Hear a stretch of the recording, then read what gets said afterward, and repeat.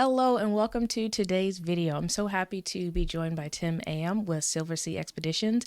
Today we're going to be covering Silversea Expeditions, all of the fun and cool itineraries that the program has to offer, Tim's experiences, and a lot of other important topics that I think that you'll enjoy. So if you've ever been on an expedition cruise or you're curious about an expedition cruise, you definitely want to stick around and listen to what Tim has to say about Silversea and about his experiences. Let's get into it. All right. Hello, Tim. Thanks for joining me on the show today. How are you?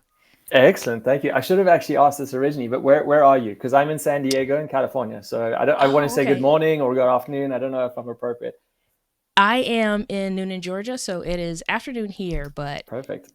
people will be watching this who knows when. So, Okay, good morning, excellent. good evening, good night, Yeah, all of the welcome all of the everyone. greetings. Yeah. But thank you so much for joining me, Tim. No, thank you so much. I'm really excited to be here. It's a topic and a genre of travel that I'm super excited about. So yeah, I really look forward to sharing this next little hour or so with you and discussing all things expedition. Absolutely. Well, that makes two of us. Good. All right. Well, why don't we just dive right in? Tim, I would love for you to share with the audience your background with expedition cruises and with Silversea. Can you tell us about that? Yeah, absolutely. So I actually started with Silversea in 2008. It's been an incredible journey since then. Not to give you my whole life story, but I'm from South Africa, and I originally got into cruising through hotel school. I studied hotel and hospitality management, and Silversea came in and recruited me straight from there. So my very first season at sea was in 2008. I joined one of our smaller ships in the classic sort of side of our company, but I started up in Alaska. That's where I did my first season, and really just fell in love with the concept of what small ship travel and particularly on boats up into Alaska or other parts of the world and how that presented. Uh, Long story short, and how that transitioned to where I am today, I ended up on our expedition ships in 2009. It was then called Prince Albert II, the very first expedition ship that was introduced into the expedition space, but primarily focusing on the luxury side of the offering.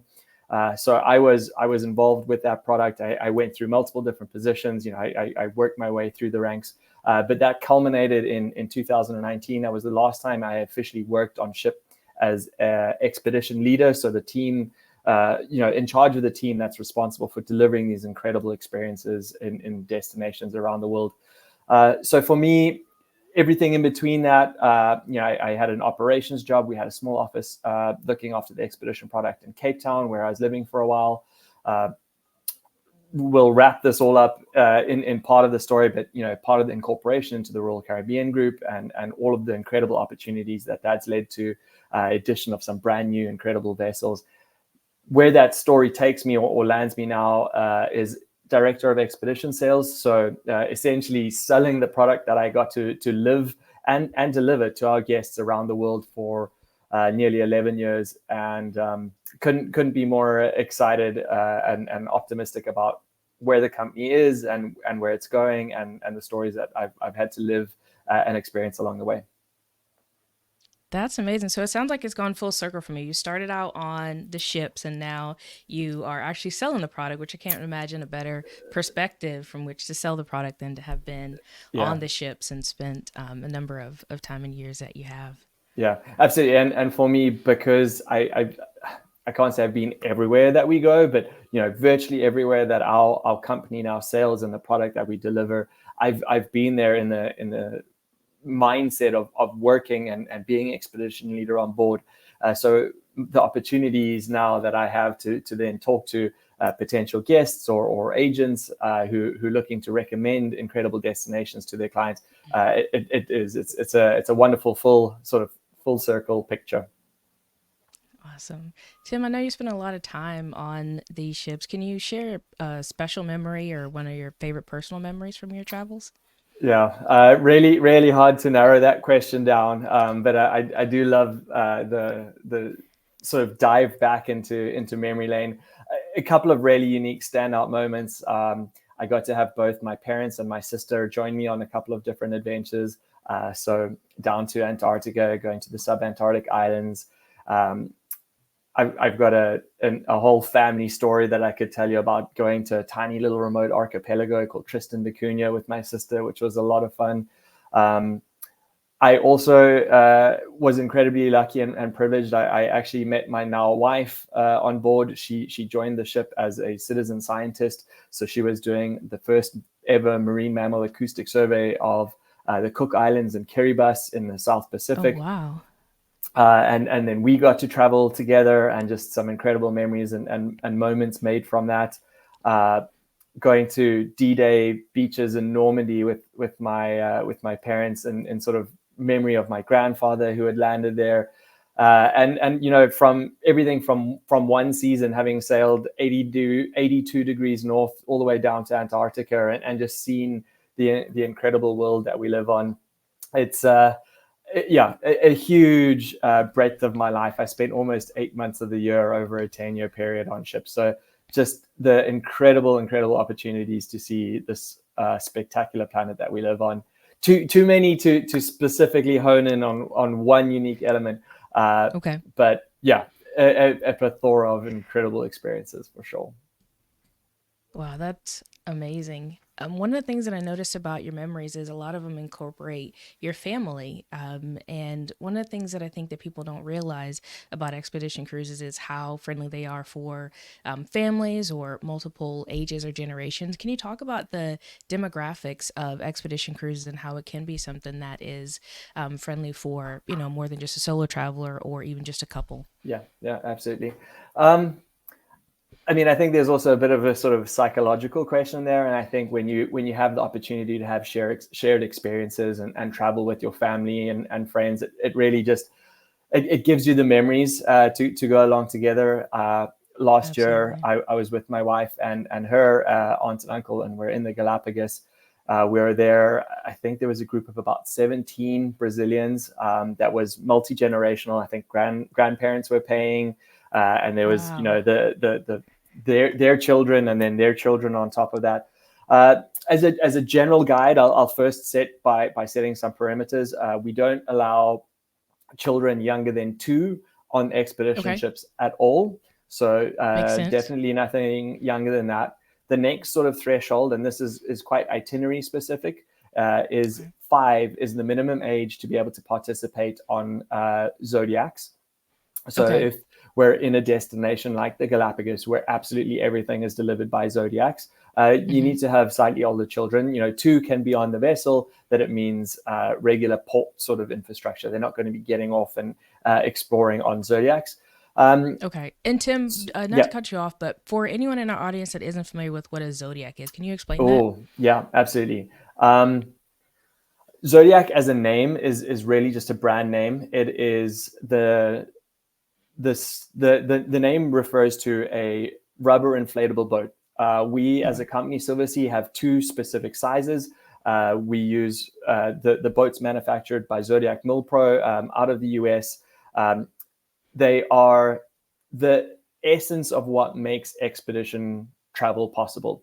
Inherently, where we go is these unique parts of the world that is off the beaten track, and it doesn't typically have the port infrastructure um, to take the ship alongside, where we then do the disembarkation. We go into places like Antarctica, like the Arctic, like the Galapagos, where there isn't port or pier infrastructure that would Okay. facilitate the normal cruisings, either with the ship alongside or that tender. So Zodiacs are an incredibly versatile, rugged platform, very safe. They've got multiple different compartments and tubes, so that they're virtually unsinkable. Okay. But they are the tools that give us, as the expedition industry, access to these incredible remote parts of the world, because we're using them to land on beaches or push up onto little stone jetties and things like that. So the Okay. infrastructure that wouldn't typically be there for larger cruise ships. Does Okay. that? That I makes mean, sense. it's a little taste of an answer. I mean, because Zodiacs provide us access to and from the ship to the shore side. They also are the platform that we use to go out and tour. I like the analogy, as a South African, of thinking about it as safari at sea. So you've got this beautiful That's a good one. lodge that you have. Imagine going on safari to Africa. You've got this beautiful lodge, and then you're using the game drive vehicles to go out in the morning and the afternoon looking Hmm. for the wildlife. that's similar to how we utilize zodiacs. You've got a Okay. guide or a driver who's there to do the interpretation, talk about what they're seeing out in the field. Maybe it's the geology. Maybe you're looking for polar bears up in the Arctic. Maybe it's exploring a glacier or icebergs down in the Antarctica. So that modality of using the zodiac like a game drive vehicle to go out and explore, I think is a Okay. good analogy for what that represents. Okay. That makes sense. But So you yeah, got to be at sorry. least 5 in order Yeah, to rent exactly. Zodiac. And then I think it does. It comes a lot down to the children. I've met 5-year-olds that have come on board and they've done a violin recital for the guests, and they would sit in the front of the lecture theater and draw pictures of penguins, and super engaged in the process. I've also met 5-year-olds who just couldn't be couldn't care for anything other than their Nintendo or whatever it is nowadays. So my statement is, yes, expedition is 100% a perfect methodology and way to travel and see some of these incredible destinations. Inherently, it's primed for multi-generational travel. Grandparents taking the grandkids, showing them the Galapagos, giving them those Mm-hmm. educational moments. But it does come down to a little bit of the family dynamics. We don't have nannies or a kids entertainment program, so it is about Okay. a certain level of the child needs to be interested in the destination so that we can really give them an incredible experience in it. But you're not going to get and I use the term lightly, but a Royal Caribbean style location where you can drop the kids off with the nanny or anything like that. It's about Right. an edutainment. Obviously a strong educational component. We definitely know how to entertain kids, but it's about going off the ship and going on hikes and going snorkeling and looking at all of the incredible marine life that we see in destinations. Okay. Does All that right. does that answer that? Yeah, I think that makes sense. I think the point that it really depends on the kid. I mean, your kid. If Yeah, they are more interested in the Nintendo than in penguins, then they yeah, may need to stick with a different itinerary until a little bit older. yeah, But for some kids, you're right; they're just yeah, completely enamored with wildlife and yeah, would really be a good fit for it. But yeah, it's good to know that it's can be a fit for as young as 5 to actually go out and yeah, do the expedition type excursions and all the way up to older generations. Which yeah, brings me to a absolutely. question. Mm, What would be the opposite end of the spectrum? I know that yeah, the from what I'm familiar with, the age and demographic of expedition cruises is similar to luxury, might be a little bit higher in age. What would you say is the average age, yeah. and what mobility requirements are there for people Okay. that are considering for maybe themselves or their parents or Yeah, multiple generations on the opposite end of the absolutely. spectrum?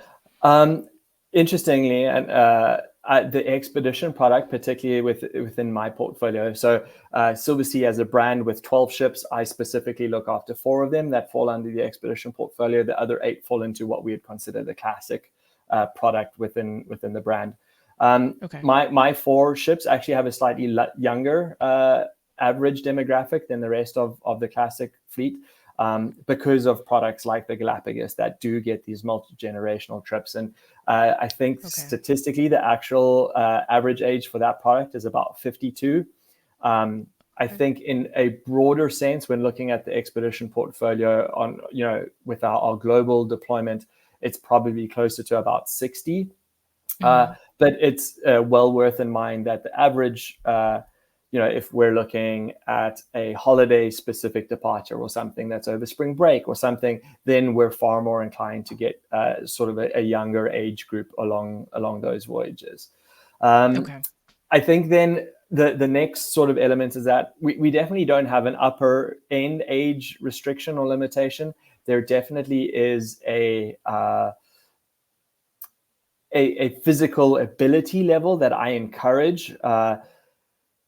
I basically benchmark out, and if you're able to walk up and down a flight of stairs, you're going to be able Mm-hmm. to participate. Okay. Now, that's obviously not a very high threshold, but being able to go up and down a flight of stairs is going to give you access to embarking and disembarking zodiacs. Okay. because that's what you need to do. The zodiacs obviously sit at a little bit lower water level, so you have to come down a flight of Right. stairs. There are always plenty of we call them ABs, able-bodied seamen, but sailors that are there to assist, helping everyone on and off safely. That's safety is obviously always the first and foremost consideration. So Absolutely. I say that's kind of my lowest threshold. Obviously, the more active an individual is, the more we're able to offer and facilitate once ashore. Um, we do on our ships have ADA designated and equipped rooms that are wheelchair friendly and that sort of thing. Okay. But as a result of the nature of expedition travel, going to these remoter parts of the world, typically once ashore, it's very seldom that we have the shoreside infrastructure, walkways and paths and things like that. Most of the Yeah. time, it's just on a beach or it's on a path or a cobblestone trail or something like that. Hmm. I think one of the other sort of core elements, and I maybe I'm weaving this in a little bit too soon, but we as a brand obviously recognize that we're going to have multiple levels of interest and physical ability amongst our clients on Right. any departure anywhere in the world. And why or where I'm going with this is we also are known to have one of the highest guide to guest ratios, crew to guest ratios, and zodiac to guest ratios in the industry. What those ratios mean, or how they represent, and how that ties into the guest experience is a prime example will be the Galapagos. We have a 1:10 guide to guest ratio. The national park that administers tourism there sets a minimum of Hmm. a 1:16. What that Oh, means is if okay. you only have one guide and you've got 16 guests, all of those 16 guests need to do what that one guide is doing.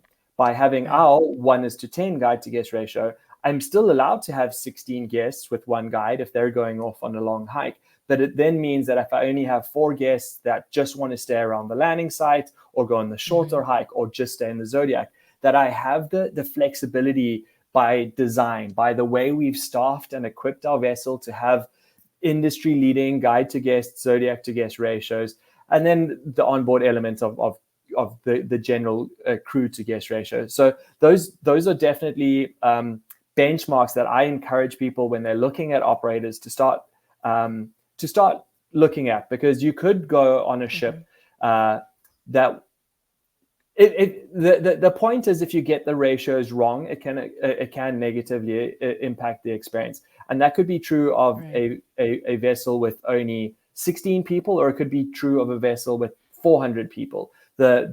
The ratio within which the product is designed to be delivered is important to understand how those ratios complement each other. I I hope I addressed that well, and I hope that makes sense. But happy to expand on it if I didn't. Yeah, it sounds like it's a direct correlation of the service level, essentially, and Yeah, that being a reflection of being able to adapt to and accommodate the one guests hundred and percent. their Yeah, interest level, their ability level, just seems to open up more options and yeah. correlate to a higher service level. Absolutely, yeah. And I mean, I already mentioned this, and not to hop on it, but as a brand, Silversea introduced luxury into the expedition space. There were and still are a couple of great expedition operators that had been delivering expedition travel before we entered the market in 2008. Hmm. We spoke briefly off air about this, but the expedition industry in general has seen about 108% compounded growth over the last 3 years. Yeah, it's blowing up. To put some numbers in perspective for you, in 2008, the year we first went down to Antarctica, 32,000 people went in total. I'm talking about Wow. on this style of expedition travel, getting off Hmm. ships and exploring. Between the 23 and 24 season down in Antarctica, we grew the industry by 30,000 people over that one season. We're now up to about 115,000 people, but in a relatively short time frame, you can see how rapidly, and that's with COVID and all of these other setbacks that the Right. industry faced, to now, this coming 24-25 season, I anticipate it's going to be about 130, 140,000 people that go down over that season, which is 100,000 people more than a few short years ago, relatively. Right. And why I say that is yeah, the industry's grown incredibly. There's a lot of new operators and other players that have come into the space, but really focusing on Silversea's positioning and that space that we created and developed in terms of the luxury element and how we've expanded ourselves. You know, we only had one ship, was 132 odd passengers. Now we've got 4 around the world, 1 dedicated to the Galapagos, 3 dedicated to delivering Antarctica during the season. The whole industry has grown and matured incredibly. But how we sit and position on that luxury space of being able to give our guests the best possible shipboard and shoreside experience is really, as we were saying, you know, it's indicative or represented by how we develop and staff and equip our ships to ensure we give the best experience in destination. Right. And it sounds like Silversea is really a pioneer in the not just expedition, but luxury expedition. So, can you talk about for our viewers what's the difference between expedition and luxury expedition so that when Yeah. they're evaluating the options, they understand that? And then, as a tangent to that, how does Silversea, the pioneer in the industry, really separate itself Yeah. from the other luxury expedition? Because, as you said, you created a market, so others have come in as well. Yeah. But Yeah. what's luxury Absolutely. versus expedition, and essentially why Silversea? Yeah. It's a broad question, and there isn't a Webster dictionary definition of this. So I think it's about us as players within the space, kind of defining our own roles and guidance. I try and do that by looking at the expedition product from a delivery perspective. You know, what does the average cruise down in Antarctica look like, or any of these other regions, because they're all somewhat interchangeable from the guest experience. And I try to do that by looking at the industry on 2 axes. I think there's an expedition axis, which talks about a company's ability to deliver the expedition product. And for me, that is the time off the ship, the educational component, you know, the lecture staff, the expedition team themselves. We have up to 28 expedition staff of any one particular field that are the ologists. So marine biologist, ornithologist, glaciologist, historians, whatever they are, the experts that are bringing that experience together. So I wrap all of that up into an expedition sort of weighting or how I'd evaluate companies in terms of that expedition experience. And a lot of that's also how much time are they spending off the vessel? What are they doing when they're in in destination? And then I think to define what you're referring to as the luxury side of the expedition experience, there's probably realistically 2 elements to that as well. There's the platform itself. You know, how is the ship built? What are the crew to guest ratios? What are the guest to space ratios? You know, how much public space is there? What are the sizes of the suites? What types of amenities? Dining, service? Is there butler service? Is the drinks inclusive? Are the shore and off-ship activities, are those included? So there's that side of it. I think as the industry's matured, which it certainly has, there's been different players that are coming in to fulfill their own specific niches within this broader expedition market. And I think, I feel very confident that where Silversea as a brand, particularly in this expedition space, where we sit, is at a true convergence of both of these elements. We deliver as good as authentic an expedition experience. So talking about the actual destination experience for our guests in destination as any of the true expedition operators. We obviously completely outstrip them when it comes to the level of food and cuisine and service and hospitality and the onboard function. And then there's the players that we compete with on the luxury side. For the most part, they typically have dialed up the luxury experience, but at the sacrifice of the off-ship expedition experience. And again, you can start looking at some of these, you know, Zodiac to guest ratios, guide to guest ratios.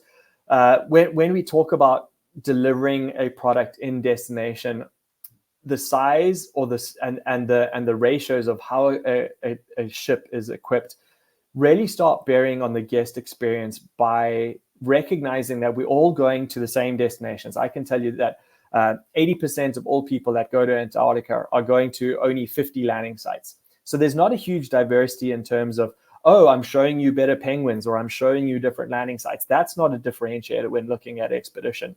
So then it's about understanding how the companies go about, are they trying to do 2 off-ship activities a day? Are they trying to have a morning landing and an afternoon landing?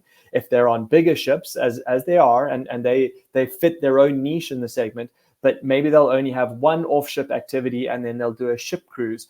But to reinforce their product offering, maybe they'll have an additional science program or something like that. So it's about just finding the right product for the right client within the ever evolving sort of operators that are present. And I need to ask, did I answer your question? Because I typically can go off on tangents. So just please, if you don't feel like I've given you a good answer, let me know. Yeah, I think that makes sense. I want to make sure that the audience understands, like when you're looking at expedition cruises and considering this type of cruise, you know what to look for, because there are very different product offerings, and the experience that you have will be different depending on the brand you choose. Even if, for instance, Tim, you said for Antarctica, everyone's going to the same 50 landing sites, but your experience while you're at the landing site as well as while you're on the ship will be very different depending on the brand that you choose. So I would say yes. Yeah, to expand on that just a little bit more for your audience's broader understanding, maybe Antarctica, if you are on a vessel with more than 500 passengers, you're not even going to get off the ship. So there could be brands that position themselves in the luxury space of the cruising segment that will do what we call just a cruise by. They're going to spend 3 days in Antarctica, but all they're going to do is sail past. You're never getting off the ship and then come back up to Antarctica. If you're on a ship with, let's say, 499 passengers, you are allowed to get off the ship, but because of time and logistical challenges, you're only allowed 100 people ashore at one landing site at a time. So you're going to spend either 5 times as long to rotate everyone through the same landing site, or you're not going to be able to, or it's either a time equation or a logistics problem. You can only have 100 people ashore. So when you look at a product like ours, which is designed to get everyone off the ship simultaneously out exploring in either a landing or a Zodiac cruise or the kayaking or all of the other complementary elements of how we deliver a product in destination, you start then being able to segment operators based on what your sort of expectation and experience what experience you want to have in the destination. Okay. And what's the average ship size for Silversea's fleet? It's fine. Celebrity is my sort of favorite sibling. I don't know what the appropriate term is, because they have an incredible product in the Galapagos, very similar to our product. Right. But they're it's a natural transition for their clients to come join us down in Antarctica or something like that, because we're all part of the Royal Caribbean brand.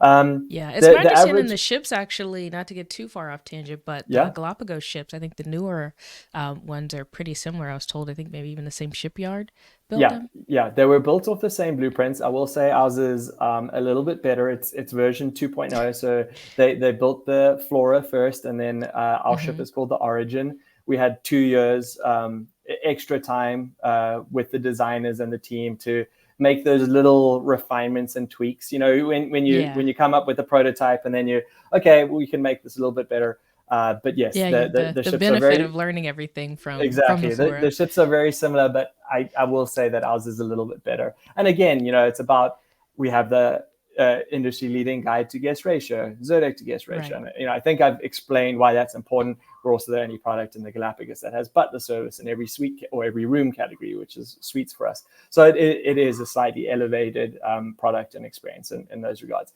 To answer your question, though, obviously the Galapagos is 100-person maximum capacity, and then our other ships are sail realistically between about 200 and 250 passengers. Their maximum occupancy is a little bit higher, but that takes into third-person consideration and that sort of thing. So realistically, about 200 to 250 passengers.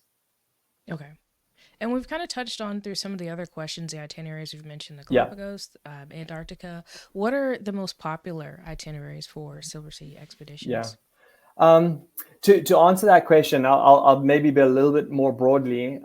We have the Galapagos. It's dedicated there year round, 52 weeks, and she does 2 alternating 7-day programs. They both of those programs show you the main highlights of the destination, so you're not going to miss blue-footed boobies or the marine iguanas or the land iguanas in any of them. So they're very complementary. Um, Okay. then I'll do it as a little bit of a migration, and maybe you can follow the sailing. So all of our 3 ships are down in Antarctica during the southern hemisphere summer months. So that's the prime season that we're operating there. Let's say roughly from November to March. Okay. The Silver Cloud then transitions from there. She does what we call the Cape to Cape crossing. So she sails from South America to South Africa through some incredible subantarctic islands. From there up into Singapore, through Indonesia, and then she has a big season around Kimberley, which is northwestern Australia, one of my favorite warm weather expedition destinations. Rock art and incredible zodiac cruising, saltwater crocodiles, incredible scenery, wonderful destination. From there, she carries on through places like Papua New Guinea, Solomon Islands, Vanuatu, Fiji, Cook Islands, all the way out to French Polynesia, going to Easter Island, and then comes back. So that's kind of her annual Okay. migration, if I gave you a little bit of a sense.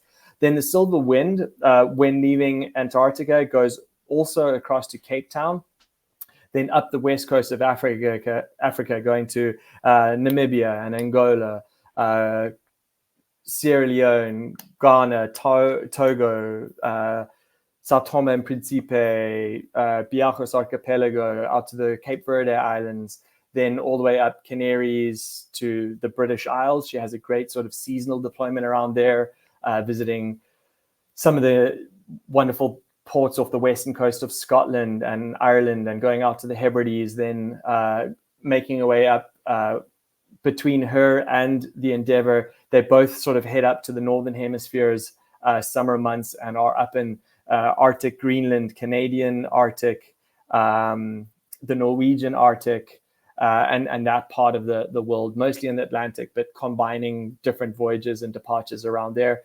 And then they come back down for the southern hemisphere's summer months. So that's kind Okay. of the annual migration that ships make, or our fleet makes on an annual basis, to just put in some of those regions. Okay. And is there an itinerary that you say would maybe like a hidden gem or one that people should consider if they haven't? I would say Antarctica and Galapagos are definitely 2 of the ones that I get the most inquiries about and hear the most about. But what would you say Yeah, is like a hidden gem itinerary that people should yeah. check out as well? Just on that, the natural progression for us is incredible high return rate for guests that come to destinations like Antarctica and the Arctic. So there Hmm. is often these questions like, okay, well, I've been to these destinations, where to next? Uh, I wouldn't say it's a hidden gem. I mean, it's a destination that we've been going to since 2014. But I mentioned it, the Kimberley in northwestern Australia really is a wonderful expedition destination. It's a very unique, wild, natural part of the world. One of my favorite personal voyages, and it's not a program that you see on our schedule very often, but it's a region in the Arctic called Scoresbysund, or East Greenland National Park. So Okay. for us, it's departures from Reykjavik, and then we go up onto that eastern coast of Greenland. What's so unique about that for me?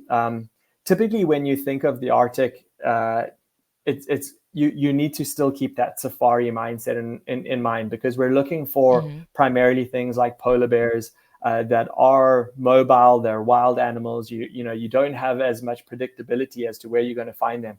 Down in Antarctica, Right. I know if I take you to one landing site, there's going to be 20,000 pairs of chinstrap penguins, and they're always there. So the Arctic, from that element, has a very different mindset when guests are preparing themselves to go there. It's being attached to Greenland, obviously the only ice sheet in the northern hemisphere, one of the world's largest fjord systems, incredible Hmm. scenic elements that are on par with Antarctica from its just awe and grandeur, but obviously also has those safari-like feelings, like, oh, maybe we're going to see a polar bear, maybe we're going to see a muskox or narwhal or beluga or some of the other iconic Arctic species.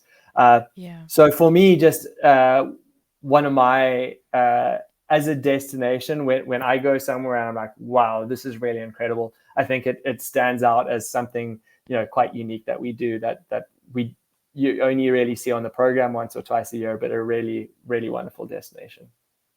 Okay. I'll definitely have to add that to my bucket list. Yeah, Scoresby Sund, East Greenland National Park. Look it up. Okay. All right.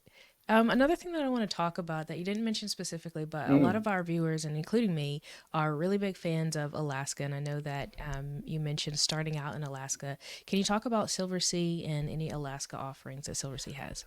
I can, absolutely. I've actually got back on Thursday from a trip up to Vancouver. I've sailed on our one of our newest ships, not newest anymore because their sister just came out, but the Silver Nova up in Alaska. Mm-hmm. This isn't an expedition product though, that would be worth recognizing, but it is one of the newest ships in the Silversea fleet.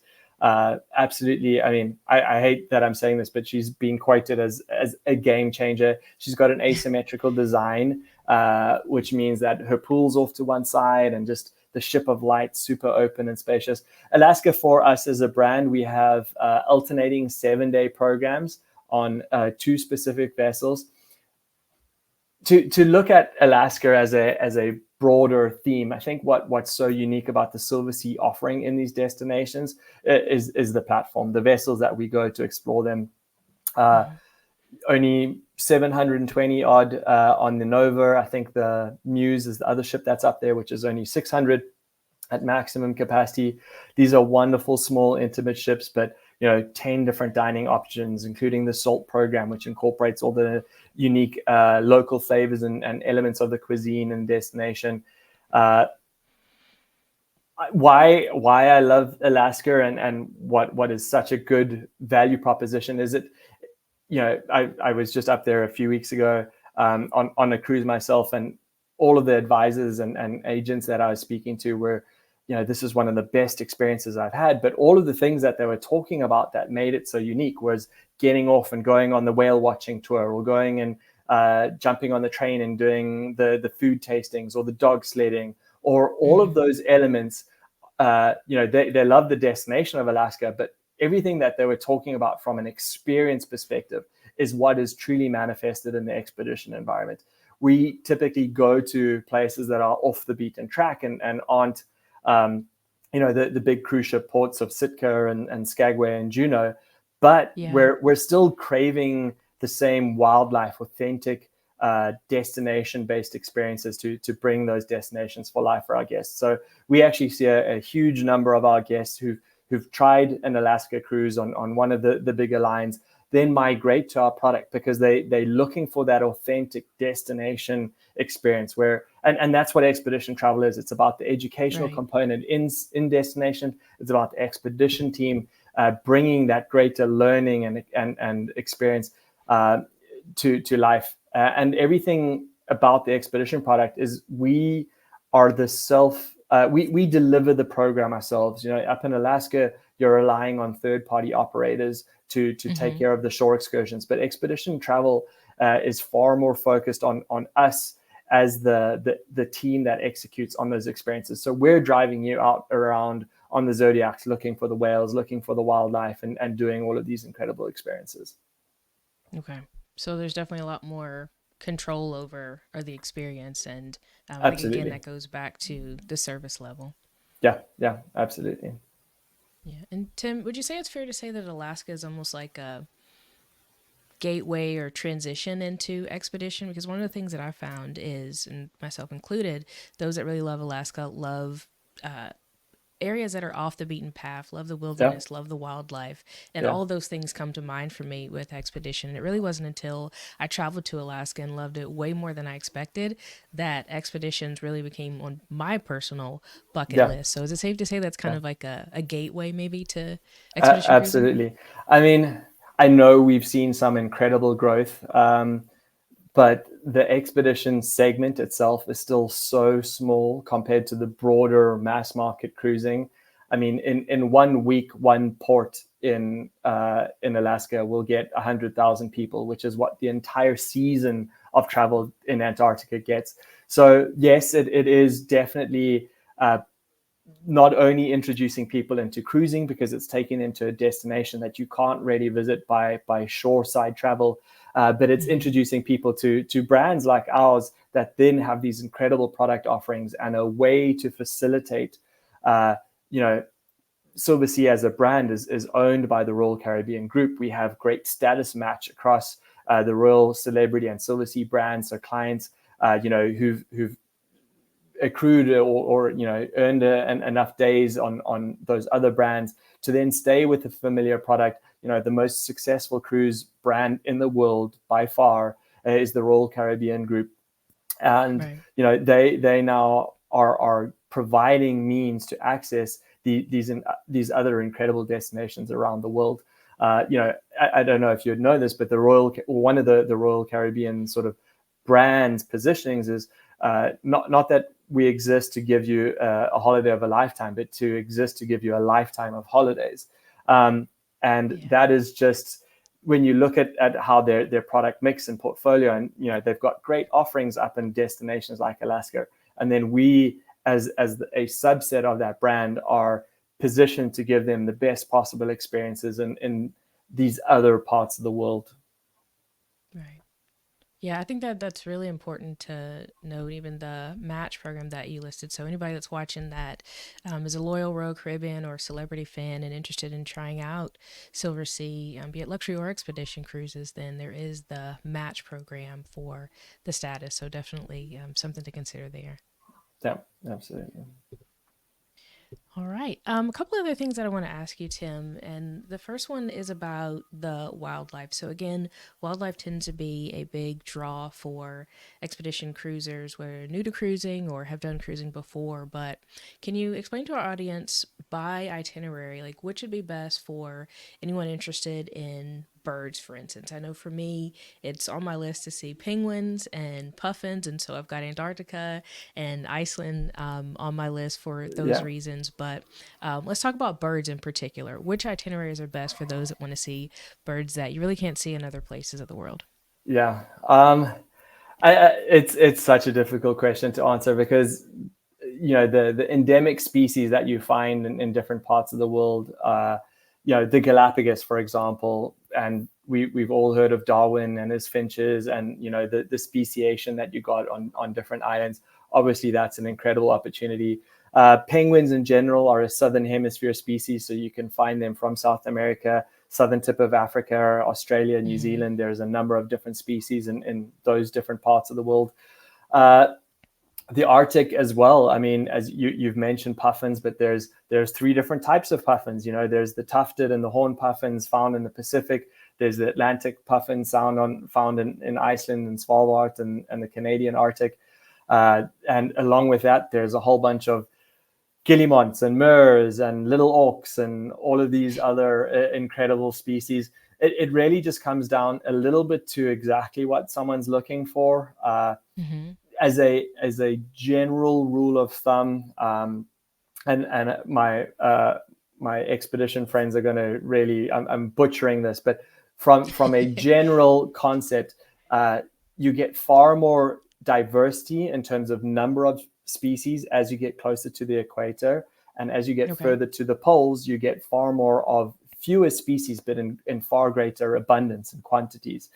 So, for example, when we're down in Antarctica, there's three main penguin species that we would expect to see. Mm-hmm. There's a couple of odd birds that would be in different locations, but we see them at certain locations in 20, 30, 40, 50,000 pairs of them, going out to places like South Georgia. If penguins is something you want to see, stepping onto a beach at places like Salisbury Plain or St. Andrews, with 100,000 pairs of king penguins that stand at nearly 3 foot tall. It's an incredible experience, but not very diverse in terms of numbers.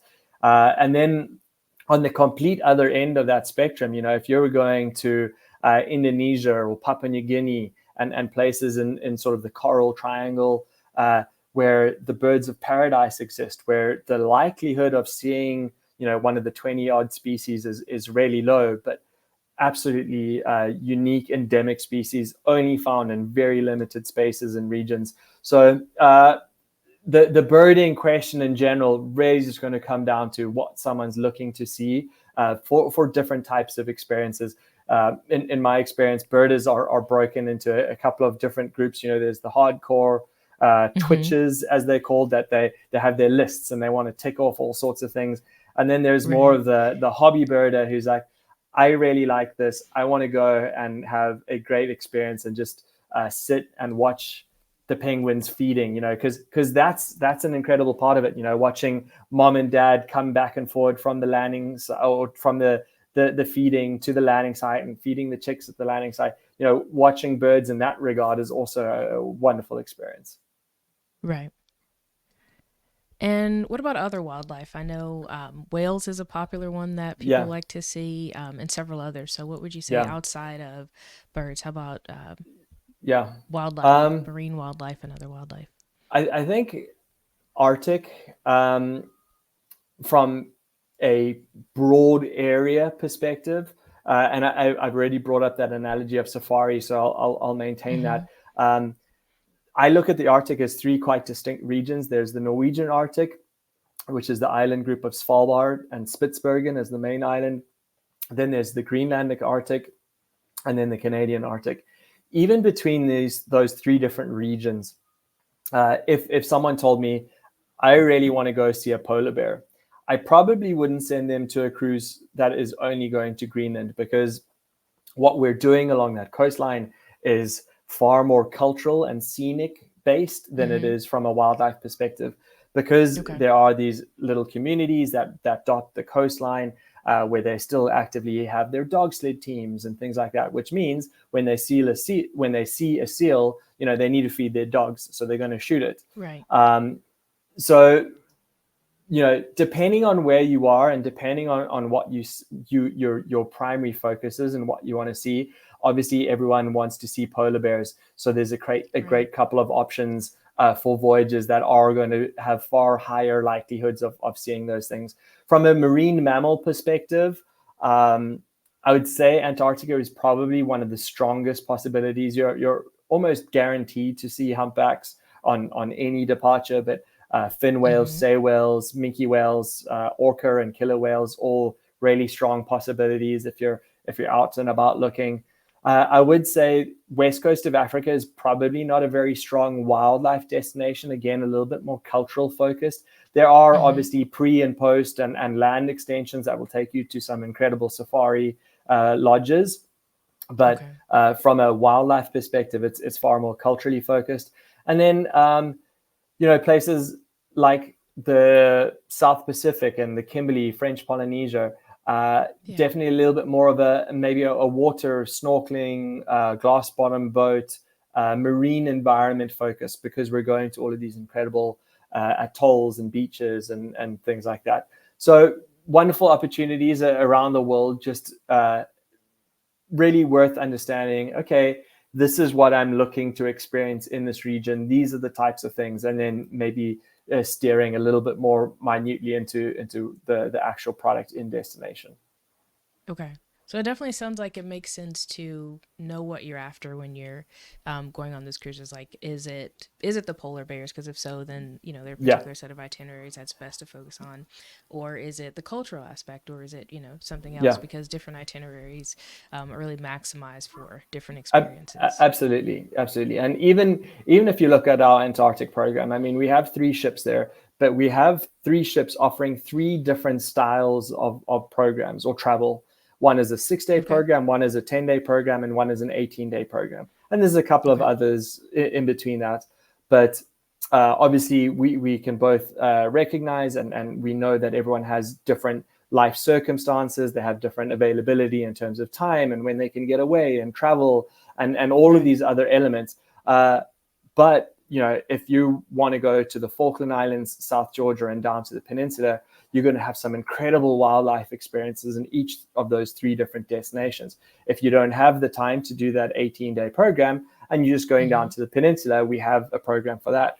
or we have something called the Fly Cruise program that is going to essentially skip the sailing across the Drake Passage, land you straight in Antarctica, but give you a full 6-day experience condensed without the sailing time on either side, because it's about 2 days of sailing north and southbound to get down to Antarctica. So, Okay. So that's a you really know, unique offering, just flying directly into it, absolutely, yeah. and That's skipping some, the Drake passage. yeah, that's a huge value proposition within our portfolio. We're the only company that is really focused. I mean, we own the market share in that. There Hmm. are a couple of other companies that do 1 or 2 fly cruise departures a season. We have an entire ship dedicated to it for the whole year. So it's a product that we've invested heavily into the success of, because it is such a unique offering for our guests. It's the only way that the average North American client can get down to Antarctica and back in a 10 or 11-day time frame and still have Yeah. spent 6 days in Antarctica. Hmm. So, we provide all the flights and the charter arrangements and hotel nights and all of these different elements to get our guests down, but still experiencing a 6-day program. I suppose what I was trying to just add some context to your statement, because it's 100% accurate. Um, it's about understanding what you want as the traveler. Hmm. I could say I want to go to see Dubrovnik in Croatia, but then it's about Right. understanding. I have land-based hotels, I have ships, I have small ships, I have big ships. What are the different options that will facilitate that, and then understanding how unique and what a wonderful value proposition something like our expedition product is in these destinations. That is, 100% all inclusive. You're not paying for gratuities. You're not paying for Hmm. additional shore excursions or experiences, and then benchmarking across the other operators that are in the same space. Okay. Yeah, it sounds like really starting with the experience that you want and working backwards to the itinerary is really the best way to go to ensure that the itinerary matches what you ultimately want Yeah, to yeah, experience. 100%. I mean, obviously, from our perspective, and this is part of it. It's about building and setting appropriate expectations for a product in a destination as well. And I know it's often our job to excite people about some of the incredible parts of the world that we go and travel, Yeah. because I certainly, when I started in expedition travel, didn't even know you could go to Antarctica, and that was 16 years ago. Now I know that we can go to Antarctica and a whole lot in between, but there's still destinations that I'm learning about on a day-to-day basis, and new programs and itineraries that I've never been to. So the world is full of incredible opportunities, and I think expedition travel as a means of travel is a wonderful vehicle to have authentic, small ship, uh, comfortable, safe, well logistically arranged and organized programs in unique and incredible destinations. Absolutely. One thing that came to mind where I just talking about that, specifically when you mentioned logistics. So, for the expedition cruises, do guests need to bring any sort of equipment or anything like that? Like, can you talk about what they need to bring with them and what is provided by Silversea? Yeah. And unfortunately, it's not a blanket statement, because what I provide in the Galapagos is very different to what I provide down in Antarctica, because we're not going snorkeling down in Antarctica, Right. but we are in the Galapagos. Uh, in general, we provide most of the essential equipment that is needed that guests wouldn't normally have access to on a day-to-day basis. Okay. So I'll use the Galapagos as an example. We provide a backpack, we provide water bottles and things like that. We provide some reef safe sunscreen for when we're doing the water activities. We provide the masks, the snorkels, the fins, the 2 mil wetsuits. But we obviously require guests to bring their own footwear for walking around on the landing sites and things like that. So Okay. somewhere like the Galapagos, obviously we recommend someone brings a hat and things like that. But people Hmm. have hats. It's not something that we need to equip them with.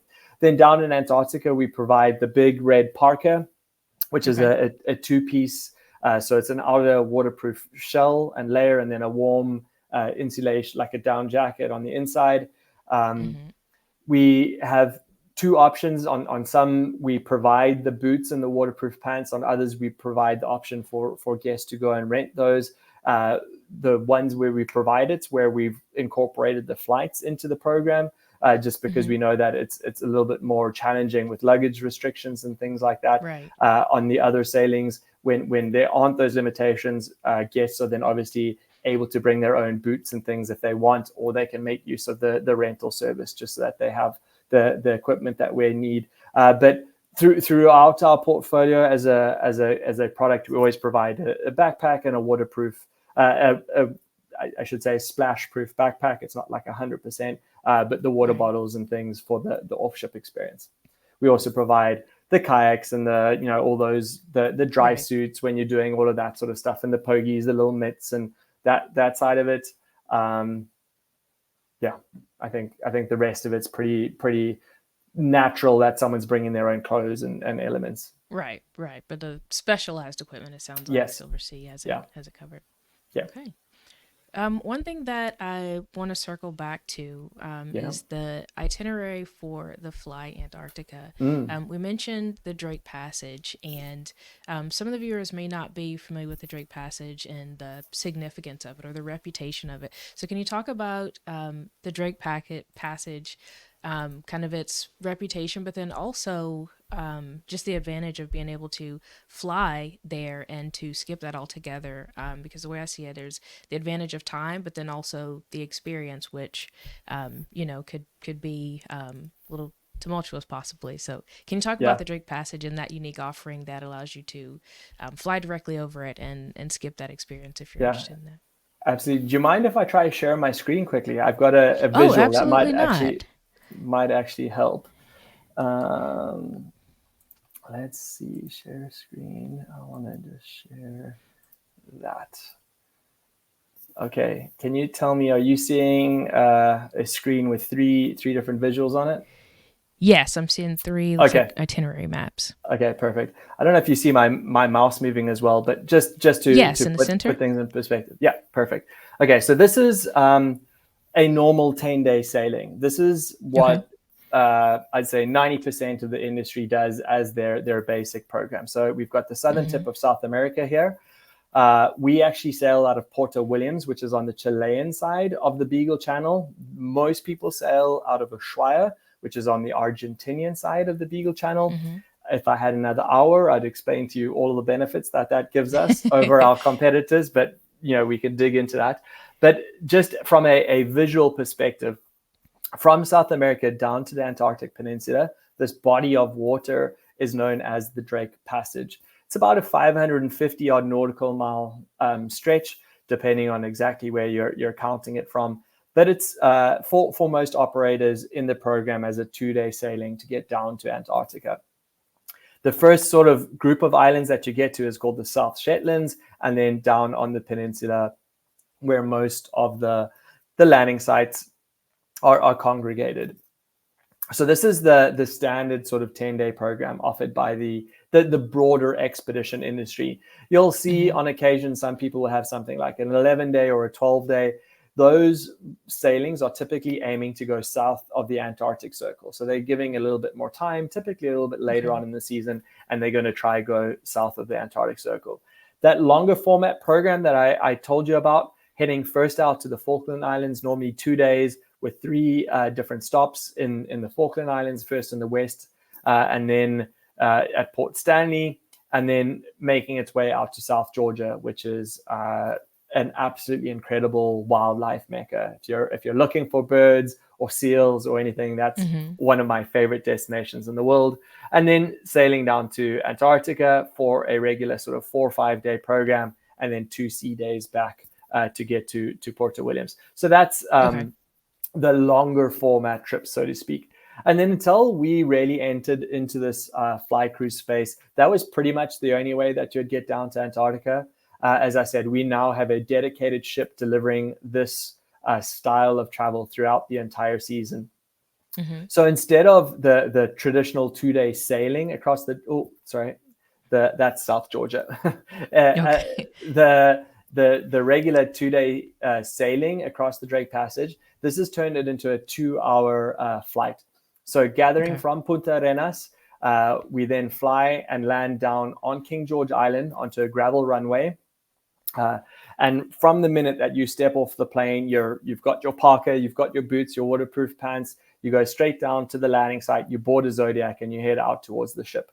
Mm-hmm. This is really a program designed for those people that just don't have the time over what is normally a very busy holiday period and holiday season, Yeah. um, to get down to Antarctica. So as I said, this you can get from North America with all hotels, flights, everything, overnight, whatever it is, back and forward within 10, 11 days. Whereas if you're looking at a regular 10-day sailing and you've got to add 3 or 4 days on either side of that for your travel and whatever, this becomes a minimum of a 2-week commitment, and then obviously Right. more for the slightly longer format trips. So that's why we've sort of focused on that. I know I didn't discuss having any visuals up for the presentation, but I want to just show you one more little picture of what that experience looks like. So that's what you land Wow. on these little planes on the gravel runway. And then, the first thing you do is you go down to the landing site and jump on the Mm-hmm. Zodiacs and head out to the ship. So it really is an incredible way to go and explore this part of the world. Wow. I think that sounds amazing, honestly. I think for a lot of people, I would love to go for 18 days, but it'll probably be some time before I could go for that long. So Yeah, the idea of going for 6 days is much more feasible, and could possibly even move that up on my bucket list. And I don't have to wait for X number of yeah, years until I have 3 weeks to exactly. just Yeah, step away and do Antarctica. yeah. Um, And just as a comment on that, it is definitely well worth pointing out that all our ships now have Starlink satellite service. Um, and I'm not suggesting that anyone needs to go and do work while on their holidays, but I've managed to do Teams meetings and things when I've been on board our ships, and you're not as disconnected. Obviously, I encourage you to be as disconnected as possible when you're right. doing these things, but you aren't. Even though you're at the end of the world, you still are reasonably well connected to everything. Okay. So you don't have to be off the grid, but Yes, you can, yeah. and probably should, but don't have to I, be. I, I agree. You probably should. You should probably disconnect. But I know everyone wants to post their pictures of penguins on Instagram, so you Yeah. can still do that. Good to know. All right. So I know we're getting close to time. I have one last question for you, Tim, and I would love for you to share with the audience what is on, or what is the most exciting thing on the horizon for Silversea and expedition cruises from your perspective, and what can we Yeah. look forward to? I think I kind of alluded to this as we started this conversation. I've been with Silversea for a long time. It was a privately owned company up until Royal Caribbean bought it. We're just Mm-hmm. celebrating our 30-year anniversary of existence today. You spoke as well about how we've been pioneers. We were the first cruise company to have 80% of our suites with balconies, and the first company that was 100% all inclusive and with butler service and all of these incredible elements. Um, I say this authentically. I'm really excited about where the partnership and all of the value add that being part of the Royal Caribbean Group has now led to. You know, the Silver Endeavour, one of our ships down in Antarctica, the most expensive Mm-hmm. expedition ship ever built. The Silver Origin, best in class, absolutely beautiful purpose-built vessel for those destinations. Even Silver Nova that I was talking about, Alaska. Yeah. Uh, by the points guy, by Forbes, by a lot of people, best in class. Best new ship in the luxury cruising space. So all of those elements of not only being a brand with a very strong history and reputation of delivering on this incredible high end market of small ship cruising, but the focus and the experience that we have in the expedition industry. We've been doing this for 16 years, and then that backed up by the sense, the stability, the security of being part of the big Royal Caribbean Group, the what that allows for us to do in terms of investment. I haven't even spoken about it, but just a quick story. 2 years Mm-hmm. ago, down in Antarctica, essentially through that made possible by the Royal Caribbean Group, we as a company actually chartered a scientific research ship to go down to Antarctica with the simple focus expanding our knowledge of the destination. Now, I don't want that to sound like we didn't know anything, but as I said, about 50% or about 80% of people going to Antarctica are only going to 50 landing sites. And that's putting a lot more congestion on those landing sites as the destination gets busier and busier. Right. Now, no one since sort of 100 years has really gone down to Antarctica with the mindset of, okay, we don't have great navigational charts or maps for this area. Can we go? Can we explore this area? Is there potentially new landing sites, new places to take people? So this was a huge investment. We took a team of captains, of expedition leaders, of industry leaders down to Antarctica with the sole purpose, at our own cost, of broadening our access to Antarctica, expanding on the number of landing sites we have, sailing routes that we can go. Because as myself, as expedition leader, I know that I have guests on board my ship. When I'm down in Antarctica, I can't like, oh, sorry guys, we're going to go try something, and maybe it doesn't work, but at least we learned something. That's not something you can do when you've got guests with high expectations on board your ship. So we took that and turned it into a private sort of research project for ourselves of discovery. Long story short, we actually got to add 3 new landing sites to our list of destinations that we can go, removing congestion of other landing sites. And this is something that no other company, no other brand in the cruising industry can even fathom doing. No one has the resources to make something like this possible. So I'm just really excited about where the industry is going and our position, spearheading the evolution of the space. I think it's a wonderful sort of time to be in the industry. It's the forefront of the growth of expedition, and I think you're just going to see more and more people transitioning from the bigger premium line, the premium products, into these more unique, authentic, destination focused products that are brought to life by the expedition team and destination. It's I'm sorry if it's not obvious. It's something I'm incredibly passionate about, and I think just one of the best possible ways to travel. Yeah, that's amazing. And it really sounds like Silversea not only has been a pioneer in the space, but also is an innovator. And a lot of times you don't get both of those in the same brand. It's either we were the first and, we've done it the longest, which is, important. But also it's like, well, what's next in this space? And especially with it growing as rapidly as it is, what we've known for, to your point, the last 100 years where Antarctica may not be enough for, the next 100. So it's interesting and fascinating to see Silversea really at both sides of that spectrum. Yeah, I mean, when I look at the leadership on the operational side of the expedition industry, I mean, just between 3 or 4 of them, over 100 years of both shipboard and expedition experience in building, designing, the administrative effort that goes into finding new. This year we were the first expedition operator ever to be allowed to use Zodiacs in South Africa. We were the first expedition company that ever went to Bangladesh. We were the first expedition company to deliver programs up the west coast of Africa. So yeah, we've definitely been innovators in this space. The industry is growing and it is maturing, and I think the more that the saying a rising tide floats all boats it is definitely true. I think there's a lot of great companies operating. I still believe our positioning at that forefront of the evolution of this industry is quite evident, and I'm just excited to see where it goes.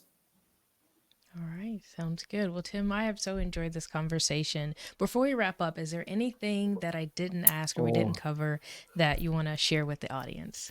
The floor is yours. Honestly, I think at this point it's just going to be like, we need to schedule another one of these and let's talk about some Tim, more I destinations. actually think that that's a good idea. There's a couple of times where I think we could just have a tangent on that one thing. So let's definitely make this the first and not the last of our conversations together. I'm just looking. There were a couple of great questions that you had come to me. I think from a broader perspective, look at the expedition industry. If you've identified a region or an experience in the world that you're looking for, broadly look at the industry and see what resonates with you, and then do your due diligence on partners and providers that are providing programs.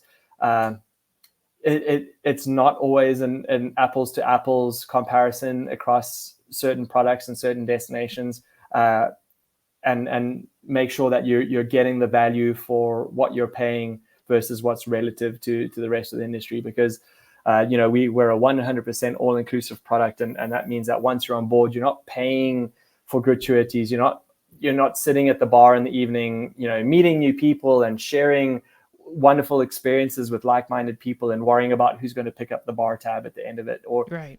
at the dining table, and just order another bottle of wine. It doesn't matter. No one cares. And just the incredible platform that we have to deliver these wonderful destinations.